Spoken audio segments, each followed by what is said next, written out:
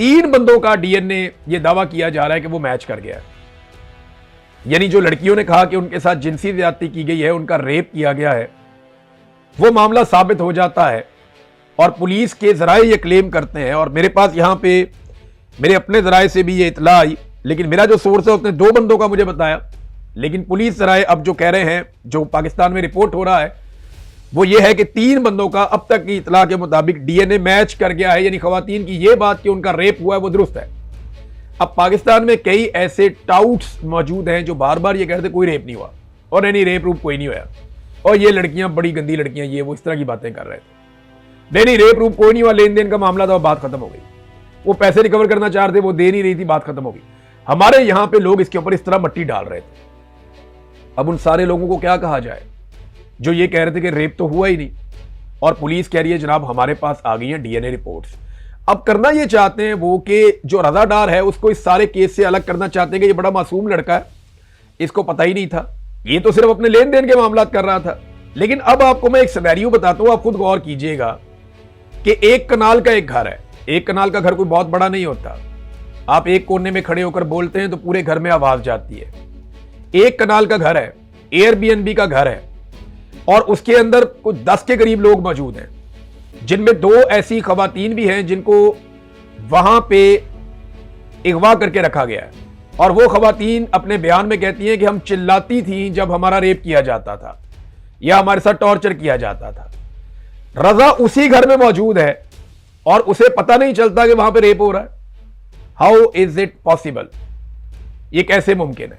वो लड़कियों ने खुद अपने बयान में अब इस तरह की बातें की हैं, यहां फैमिली भी सुनती है, मैं क्या बताऊं। लेकिन जो बातें उन्होंने की हैं वो बातें इस बात को कभी भी जस्टिफाई नहीं करेंगी कि रजा को रेप के बारे में या उनके साथ होने वाले जिनसी तशद्दुद के बारे में कोई इल्म नहीं है। ये हो ही नहीं सकता। लेकिन जब रजा के बारे में पुलिस से पूछा जाता है तो पुलिस कहती है जी देखिए वो 25 साल एक लड़के ने ये किया। वो नाम नहीं लेते रजा का।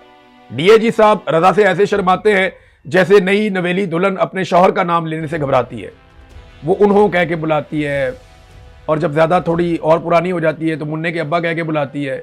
तो वो ना डीएजी साहब रजा का नाम नहीं लेते, वो शर्माते हैं, वो नाम लेते नहीं है रजा का, अली डार का, इनका नाम नहीं लेते, और वो बड़े ताजीम के साथ इन लोगों को पुकारते हैं और बुलाते हैं। हाँ, लेकिन जो वहीद दी बॉस और बाकी लोगों का नाम वो बड़े जबरदस्त तरीके से लेते हैं। अब हमारे कुछ जर्नलिस्ट हैं वो पूरी ताकत लगा रहे हैं इस बात पे कि वो साबित करें कि वहीद ही बॉस था। ये जर्नलिस्ट ऐसे जोर लगा रहे हैं वहीद को बॉस साबित करने के लिए जैसे ये जय वकुआ के ऊपर मौजूद थे।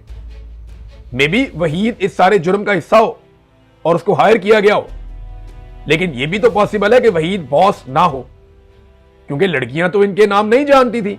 बॉस कोई और हो सकता है और वहीद इस जुर्म का हिस्सा हो सकता है जिन्हें हायर किया गया। मैंने कुछ वकीलों से पूछा कि अगर एक बंदा खवातीन को अगवा करता है और कुछ बंदे हायर करता है और उन्हें कहता है कि इन खवातीन के साथ ज्यादती करो, इनके ऊपर टॉर्चर करो, इनसे मुतालबात मनवाओ, तो खवातीन के साथ जो कुछ भी होगा उसके लिए उस बंदे की जिम्मेदारी कितनी है? तो मुझे तमाम वकला ने एक ही बात की कि जितनी जिम्मेदारी करने वालों की है उतनी ही जिम्मेदारी करवाने वालों की भी है। जुल्फिकार अली भुट्टो इसमें फांसी चढ़ गया था और रजा तो वहां पे मौजूद था। अब पुलिस ने करना क्या है ये मैं आपको पहले बता देता हूं। पुलिस अब एक चीज पे गौर कर रही है कि कुछ ना कुछ करके, क्योंकि आज एक मीटिंग हुई है, वहां पे सीनियर ऑफिसर्स को बिठाया गया था, लीगल ब्रांच के इनके लोग भी बैठे हुए थे और सीनियर 3 ऑफिसर बैठे थे। वो ये तय कर रहे थे इस केस को अब घुमाना किधर को है। टॉप प्रायोरिटी पे ये केस था। तो उसमें अब ये रास्ता जो निकालेंगे ना, वो ये निकालेंगे कि रजा इतनी देर के लिए बाहर गया और उस बीच में रेप हो गया। हालांकि खवातीन ने क्या बताया कि उनको बार बार रेप किया गया, लेकिन ये अब मौकिफ लिया जाएगा कि रजा और उसके साथ जो 2-3 उसके दोस्त हैं जिनको बचाना मकसूद है। याद रखिएगा डार फैमिली का एक आदमी नहीं है, खाली रजा नहीं है, एक बंदा और भी है जो डार फैमिली का ही है, जरा दूर का रिश्तेदार है लेकिन है वो इनका रिश्तेदार ही है। तो इनको बचाने के लिए लड़कों को अब कोशिश की जाएगी कि मलबा सारा दूसरों पे शिफ्ट कर दिया जाए और वो दूसरे लोग जो हैं वो एतराफे जुर्म भी कर लेंगे।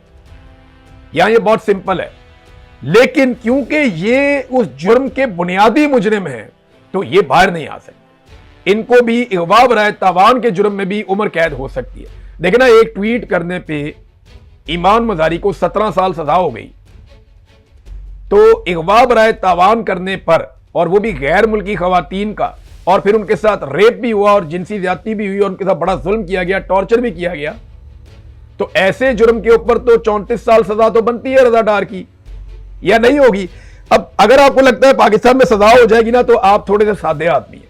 पाकिस्तान में इनको सजा नहीं होगी, लेकिन हमें आवाज जरूर उठानी चाहिए और सबको जोर लगाना चाहिए ताकि मरियम नवाज साहिबा अपनी मनमानी करने में उतनी कामयाब ना हो।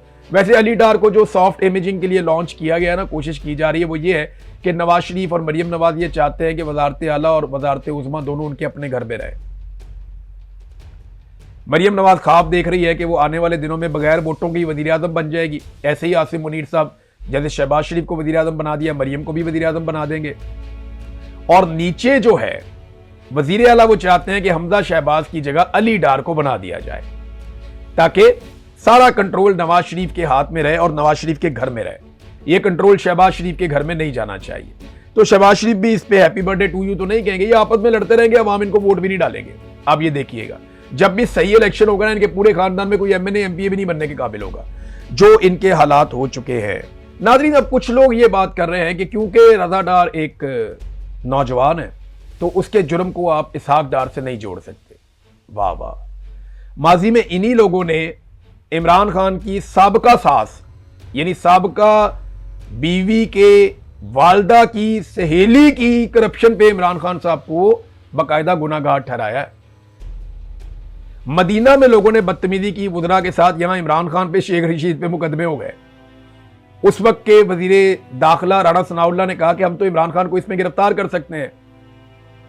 इमरान खान की पार्टी का कोई दूर दराज का वर्कर कोई ट्वीट कर देना तो रिस्पॉन्सिबल इमरान खान होता है। कोई बंदा कहीं एहतजाज कर दे, कोई बात कर दे, जिम्मेदारी इमरान खान की होती है। हफीजुल्लाह नियाज़ी साहब का बेटा एक हरकत कर दे, अगर अच्छा काम करे तो वो हफीजुल्लाह नियाज़ी का बेटा है, अगर बुरा काम करे तो इमरान खान का भांजा है।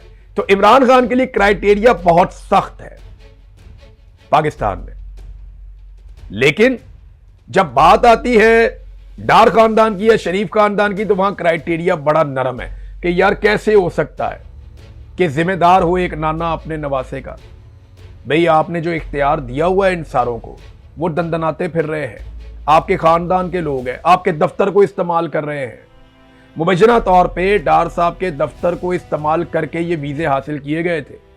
ये प्रोटोकॉल सरकार की तरफ से हासिल किया गया था, वरना यहां पे हर कोई बंदूक लेके तो नहीं घूम सकता। पंजाब में हर कोई तो डाला कल्चर, बंदूक कल्चर, ये तो कहते हैं हमने खत्म कर दिया। तो ये बच्चे कैसे सारा कुछ एंजॉय कर रहे हैं? भाई ऐसे ही कर रहे हैं ना कि इनको खुली छूट दी गई है, इसके अलावा कुछ नहीं है।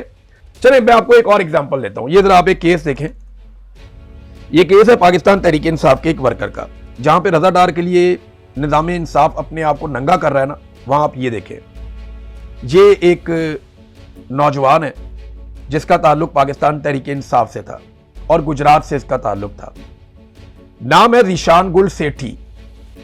ये आज से 1.5 साल कबल फौत हो चुके हैं। ज़ीशान गुल सेठी साहब आज से 1.5 साल कबल फौत हो चुके हैं और इनकी वफात के 1.5 साल बाद आज अदालत ने दीगर कारकुनान समेत इन्हें बेगुनाह करार देके बाइज्जत बरी कर दिया। यानी अब वो बंदा इस दुनिया में नहीं है तो अदालत ने कहा कि बाइज्जत बरी। तो भाई इससे पहले उसकी जिंदगी को अजाब क्यों बनाया था?